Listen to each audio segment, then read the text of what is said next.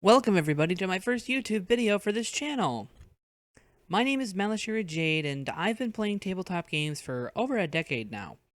I have a real passion for Dungeons and Dragons and anything and everything to do with the game, so I decided, well, I've got all this information about the game and how it functions and such. Might as well put it to good use. So, here we are. The purpose of the channel is to examine every single aspect of Dungeons and Dragons and celebrate the good and discuss how we can improve the bad. After all, the devil is in the details, so why don't we jump in and examine them? And speaking of devils, it just makes good sense to start exactly there. Now, I know we were advertising that we were going to start with the Monster Madness videos, but due to some forethought and the fact that how I decided to do those videos begs for more time dedicated to crafting them, we're going to start here. Sound good? Aight. Now about them Satans. As you probably already know, just about every D&D campaign, particularly one out of pre-written modules, are bound to have a fiend or two running around somewhere. And that fiend may or may not be a special kind of fiend called a devil. Devils are particularly cruel, calculating, and vicious types of fiends, coming up from the very depths of hell itself just to try and take your soul in exchange for a bowl of grapes or something. I don't know what you'd sell your soul for, I don't know your life. But the point is that the devils are a specific kind of fiend and are not to be confused with demons. That's like telling somebody they're just like their estranged mom.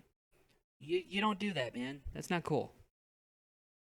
Devils, unlike demons, are organized and well put together in a strict caste system that, along with a handful of other things, I'm going to do a brief summary of here. If people like this and want to see more, then I do have a whole series devoted to devils and another one for demons and possibly a third one for angels in mind that we can delve into. But for right now, let's just do the overview and see what goes on. Hell, or Baator as it's known in Infernal, language of the devils, is shaped like the world's unhappiest ice cream cone.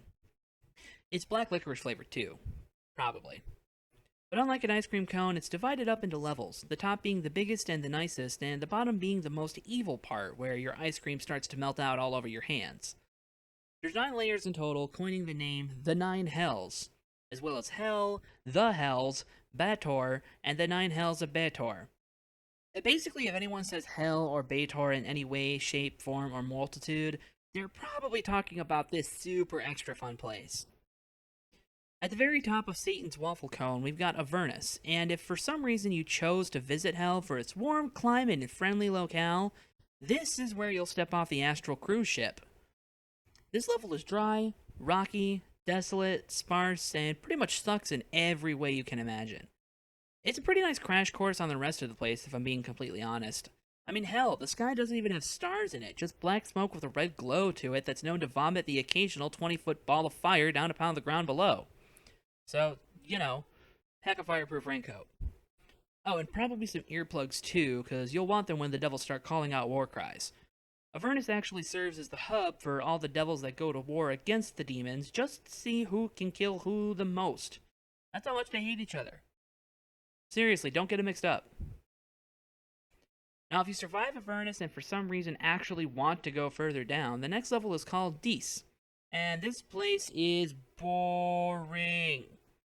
Seriously, the Forgotten Realms fandom wiki page for the 9 Hells describes it as, and I quote, a flat, barren plain containing little more than black, stagnant rivers stretching for thousands of miles until it reached some rolling hills. Seriously, the only interesting parts of Dece are the fact that the sky is green and filled with angry lightning, and the iron city of Dis, where the guy in charge cowers like a scared duck and plots evil schemes to take over places he'll never visit because he's a germaphobe. Or deathophobe. One of the two. The only other interesting thing in Dece is the way out and down to Minaros. And Minaros is way cooler than its predecessor. A seemingly endless swamp of muck and rot and pollution, plagued by the kind of rain that makes you feel uncomfortable just stepping outside. Not that crisp spring morning rain that gives you a reason to get outside for once. Minaros is a huge cavern-like valley filled with this swampy terrain, connected almost directly to Dece, to the point where if you didn't know any better, you might mistake this level as the actually interesting part of Dece. But no, Dece is boring, Baator is too, and there's no getting around that. Sorry, buddy. Even the city Minaros inside the level Minaros is more interesting than the Iron City on Dece. even if the name is kind of confusing. Why they couldn't come up with something else, I don't know. I said devils were wicked, not creative. Luckily, it isn't the only city in Benaros, the other one being Zhanglang Haiter. Haiter? Heater? Hitter? I don't know, it's called the City of Chains. It's suspended by a lot of chains. A lot of chains. A lot of really big chains. Hell, 2 chains is probably here somewhere. Anyway, once you move past the layer of hell the Devil Lords let Shrek design for some reason, the next one down is ethos. Say that one 5 times fast. This level is the one that most people imagine right away when you say the word hell to them. A fiery, torturous hellscape of damnation, lava rivers, and active volcanoes. Oh, and earthquakes. It's really not that different from California. There's a city somewhere on this level too named Brymok, and it's made out of crystal and magma and hidden inside a volcano, so you and your party of devil haters can't just roll up on in and invade like you think you can. This is hell, man. You can't just knock on Satan's front door and expect an invitation inside.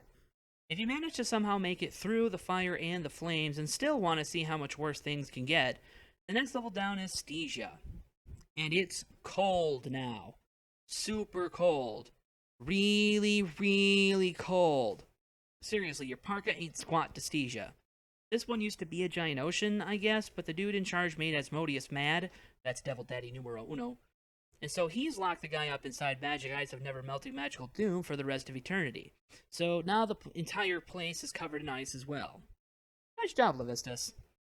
On the bright side, there are still pockets of water here and there, and between that and the frozen terrain, Stygia contains silly, powerful creatures like direwolves, polar bears, big sharks, frostworms, and literally multiple kraken. Tons and tons of kraken. Yeah, like a bunch. There was only supposed to be one. If you can survive the frozen tundra and are lucky enough not to be sucked into the frozen abyss by a tentacled menace, the next level down is malbolge, and this one is a bit difficult to imagine if described incorrectly, so I'm going to read the excerpt from the Forgotten Realms fandom wiki page first, and then summarize, recap, restate, I don't know, I'll go over it. Malbolge was a gargantuan tumble of angular black stone blocks, each block ranging in size from a small city to a large metropolis that formed a pile hundreds of miles thick. The randomly tilted and ill-fitting blocks were honeycombed with angular passages and caverns, causing non-flying travelers to frequently need mountaineering skills and risk avalanches. So yeah, it's basically the equivalent of a devil beehive, only really, really big in scale. Not terrifying on its own at all, but it's theorized that the blocks are all laying in a sea of literal magma or lava. And I mean, it definitely seems feasible when all you have to do to start a fire in Malbolge is put a piece of wood on the floor. That's it. Hell takes care of the rest. Going further down, we reach the third to last layer of hell.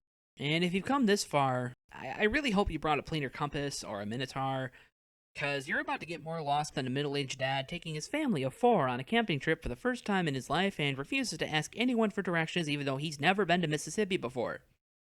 Maladamini is a series of caves and passages that are extremely maze-like, and quite frankly, I wouldn't be surprised if there was a devil minotaur monster running around here somewhere. Or maybe some massive devil ants or moles or something. These caves, if you know which ones you want to take, can actually take you either back up to the previous level of Malbolge or further down to the next ones of Kenya and Nessus. As you travel along, you'll find a lot of creepy stuff. Empty and abandoned cities, rivers that don't flow anymore, busted up fortresses, flies that'll bite you up and make you look like Dad forgot the bug spray, because let's be honest, he probably did, and black pools of hot liquid that have a tendency to randomly explode. Yes, it is a lovely vacation destination, isn't it? The only reason Maladamini looks like that town full of zombies from the beginning of The Walking Dead is because the Devil Lords in charge always were like, nah, I don't like it, build another one but better. The only city they were even kinda happy with was Malagard, a large fortress city made of black metals and stones. Because this is hell. We're allowed to be edgy. In fact, I think we're supposed to. It's in the contract. If we keep descending further into the 9 hells, we reach number 8, and that's my personal favorite, Kenya. Now, earlier I said that Stygia, the 5th level, was nice and cold. Super duper cold. Really, really, really cold. But Kenya decided that Stygia was a little bitch and turned the freeze up to 11.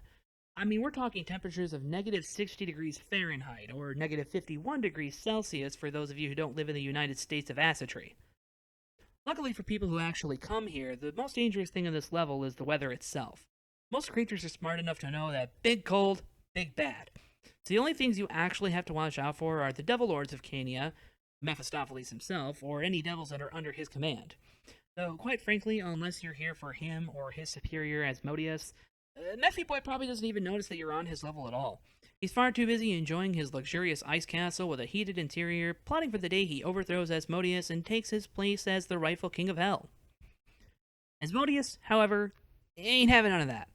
He's number one down here for a reason. He's big, he's bad, he literally bleeds pit fiends, and he rules over the deepest, darkest layer of hell there is, Nessus. Nessus is a land of extremes in every sense of the word. Cold weather like Cania, active volcanoes like Phlegethos, lakes of ice, forests of fires. The cliffs of insanity! Anyway, Malshim, the Citadel of Hell, is really the only construct on this level that's even worth mentioning, since that's where Asmodius himself and his boys live. No one's really sure what he's up to in there, but rumor has it the Citadel can house millions of devils under his command. No one really knows if this is true, save maybe some of the higher-up devil lords like Mephistopheles, but he sure as hell wouldn't tell you, even if he did know. You're just a humanoid. Lame, stinky, terrible, soul-having humanoid, after all. And you really don't belong down in hell anyway, do you? Asmodius knows that, and unlike Mephistopheles, he does care that you're on his plane, especially since he can't leave it. If you ever need to go to Nessus, beware the Devil King. He will come for you. And that brings us to the end of my general overview of the 9 Hells of Baator. If you like this, you already know what buttons to hit, and I sure would appreciate it if you did. Be on the lookout for more videos about random monster information and more in-depth looks at the various layers of hell and the devils that inhabit it, including the baddies in charge. Thank you for watching. I'm Malashira Jade, and this is Devil's Dice.